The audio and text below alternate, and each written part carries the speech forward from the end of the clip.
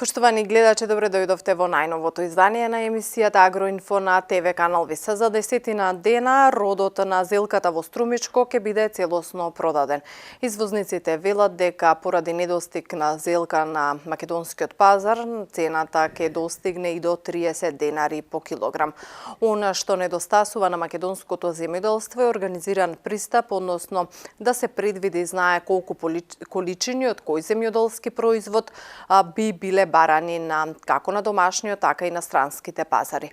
Од друга страна, извозниците сметаат дека родот на доматите, краставиците и сите оние земјоделски култури кои што допрва стигнуваат нема да ја има судбината со откупната цена, како што имаше и беше случај со зелката, кога цената падна многу ниско. Повеќе на оваа тема од разговорот со Блажо Витанов, извозник и откупувач.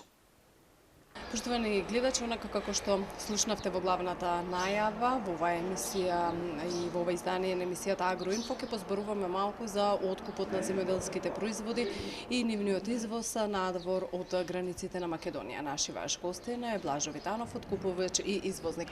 Господин Витанов, пред да почне поголем дел од извозот, односно од берењето на реколтата, имавме некои очекувања. Украинската криза исто така наметна одредени стравови.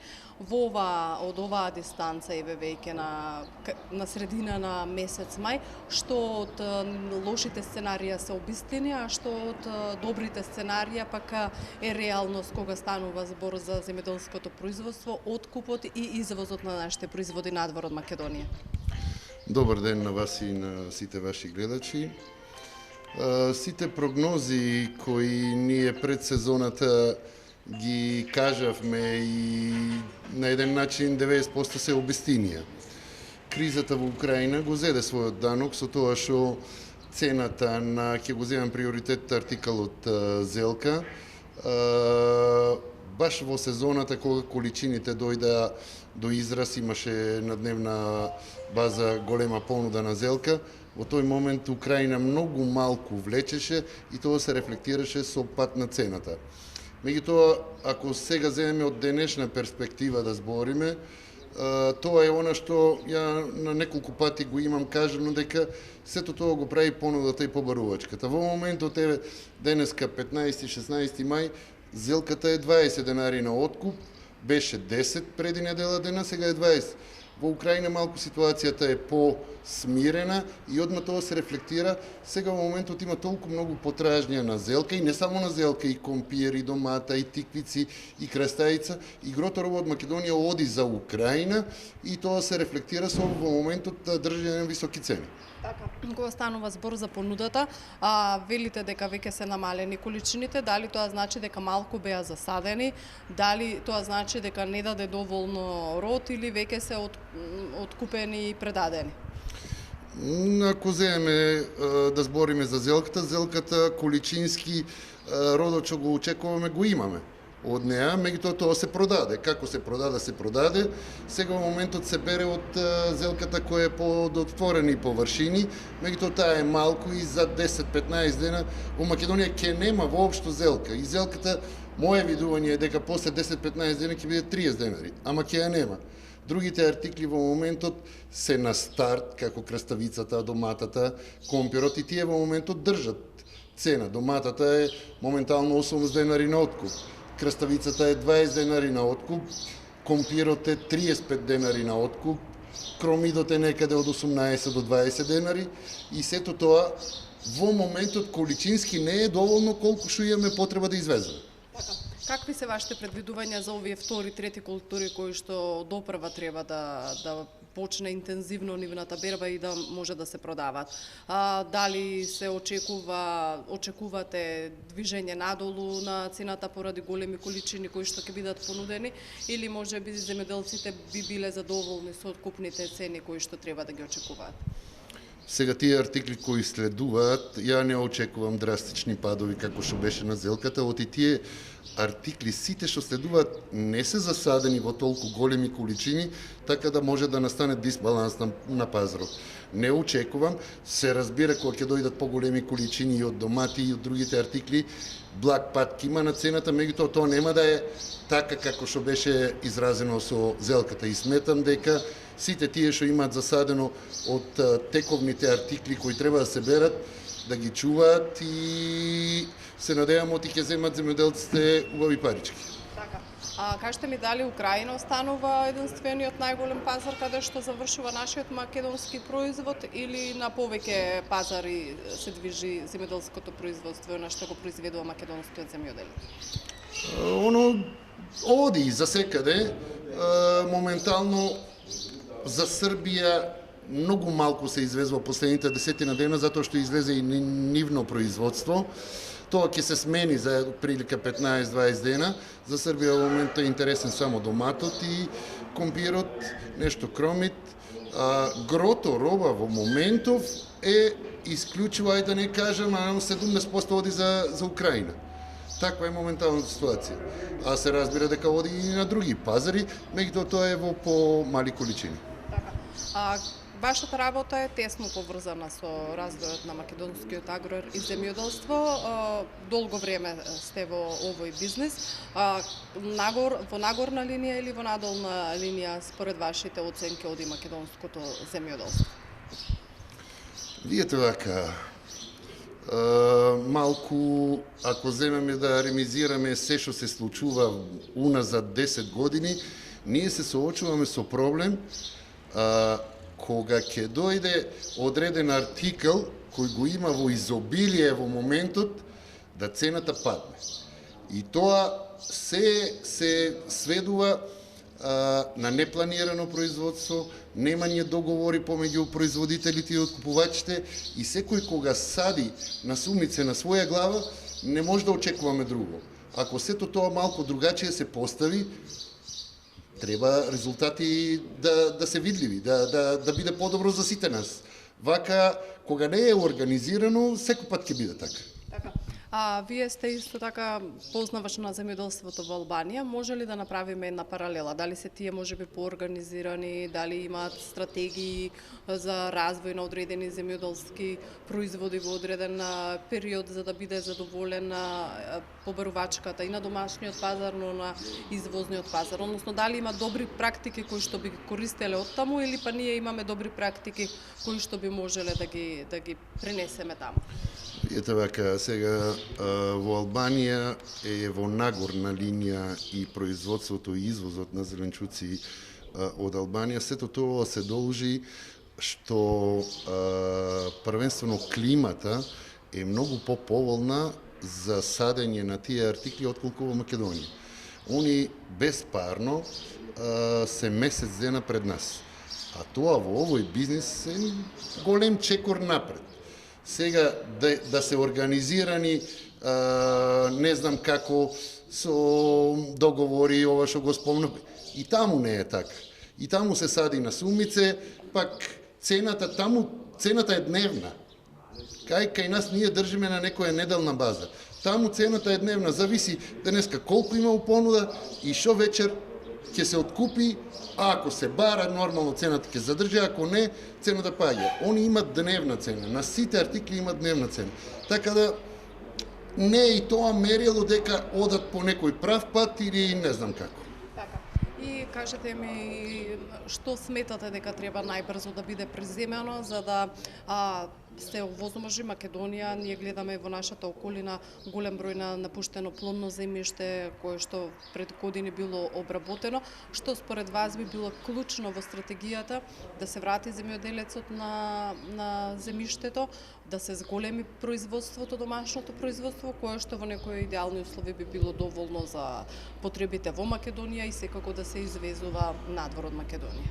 Во секој случај треба релацијата помеѓу земјоделците и откупувачите да биде многу поблиска и да се манифестира со укрупнување на земјоделците како институција, земјоделски задруги или не знам што, од они кога ќе се појават една целина дека имат 1000 тона зелка, имат 500 тона домати, ти веќе им преговараш со сериозен добавувач. Зборам за нас откупувачите. Вака расцепкани, секој пат ќе биде лошо. Позицијата за нив вака е лоша. Ако дојде, сите треба да размислуваат и да не садат сите во исто време, да не дојде многу големи количини во ист временски период, никој пат нема да земат пари. Значи, тука треба една стратегија која треба добро да се осмисли, да се размисли за доброто на сите нас, оти ние што ќе откупуваме без земјоделците. На нас е во интерес да имаме стока, квалитетна и да договараме и да продаваме.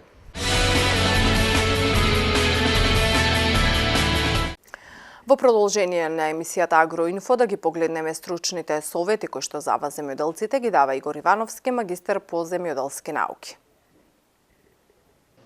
Добар ден, почитувани гледачи. Еве, повторно сме со вас, повторно стандардно презентација на најинтересните производи кои што ги презентираме, представуваме преку нашава земјоделска емисија, односно преку овој прилог. Пред се, повторно започнуваме со Фалкон, односно овој пат ќе проговориме нешто за двете специфични течни ѓубрива, односно еден вид биоинсектицид, затоа што велам рацинет е всушност нематоцид, природен, кој што овозможува за уништување на сите соеви или видови на почвени нематоди. Карактеристично за рацинетот е тоа што доза на употреба на рацинетот е 1 литар на декар и е долготрајно дејство има и затоа се препорачува превентивно и куративно да се употреби. Бидејќи во земјоделското производство кај нас не постои, значи нема лечење кога има напад од инсекти или болест, него спречување, мој совет е, почнувајќи од во расад, па од старт после садење од прилика од 10 до 15 дена после расадување на стално место, да го употребувате рацинетот, нематоцидот, со доза 1 литар на декар. Зошто го ова потенцирам? Затоа што знаеме дека веќе нематодата веќе во секаде во југоисточниот дел е проширена и кога ќе се јави, потоа борбата е многу отежната. Нормално, не само што е важно после садењето, а може да се употреби во рок од 30 дена еднаш во 2 пати, 2 до 3 пати во текот на вегетација. Важно е после садењето да се стимулира и создавањето на коренов систем, односно коренови жили, па и во самата леја, но особено после садењето, по прилика 10 дена после садењето, треба да се употреби ризум, специфично течно ѓубриво, кој што има во својот состав голем број на стимулатори, кои што го стимулират растението да создава коренов систем, односно коренови жили, а со тоа понатаму да даде подобар квалитет и квантитет во самото производство. Во однос на развитокот на растението би го спомнал славолот, познатиот славол. Знаете дека славол, палетата на славолот Агроуник е составена од 3 вида на специфични микробиолошки, односно паја на база на бактерии и ѓубрива, односно славол, славол С и славол ВВЛ. Разликата е во процентот на ауксинот, тоа е хормон, значи овдека се природни хормони создадени од бактерии, со тоа што славол С е неконцентриран со ауксин и се употребува за третирање на семето и оди во доза од 200 на доза, односно потопување на семето. Славол, овој славол е најслабо концентриран и оди во доза и најдобро е со заливање или систем капка по капка и дозата на апликација е 1 литар просечно на 1 декар. Значи плюс минус неколку стотина метри квадрати. И славол ВВЛ, кој што е средно концентриран и има средно концентрација на ауксин, може да се и најдобро да се употребува со прскање. Кај сите растенија, зборот ВВЛ значи воќе, винове лоза, односно овоше и винова лоза, значи кај сите култури. Ваквото топло време, кој што се јавува, овозможува не само да веќе има променливост, да се јават некои болести, пред се овозможува поголем напад од инсекти. Би ве подсетил од Агроглобал палетата, односно на Тутафорд Б. Тутафорд Б се карактеризира со тоа што всушност е специфично ѓубриво од компанијата Altinco Agro, компанија чишто палета ја увезува Агроглобал Скопје. И карактеристично за Тутафорд е тоа што има компоненти или материи кои што прават или создават на површината на растението, по целата површина на растението, неповолни, непријатни услови, односно средина, за развој на тута апсолута, кој што знаеме е многу расширена исто така во нашиот крај. Нормално, овој Тутафорд Б може да се комбинира и со пример дрекарот, што го спомнавме во минатата емисија, со тоа што со дрекарот кој што во својот состав има цинк, но и материи кои што го зголемуваат отпорноста на растението и против голем број на болести, причинители на болести, заеднички при апликација се создават услови, еколошки услови, значи нема каренца тука, не е опасно, здрава, значи може денеска се прски и да речеме саат, 2-3 да се прими и потоа се јади, не е опасно, значи еколошко се заштитуваат растенијата и се добива најдобар квалитет.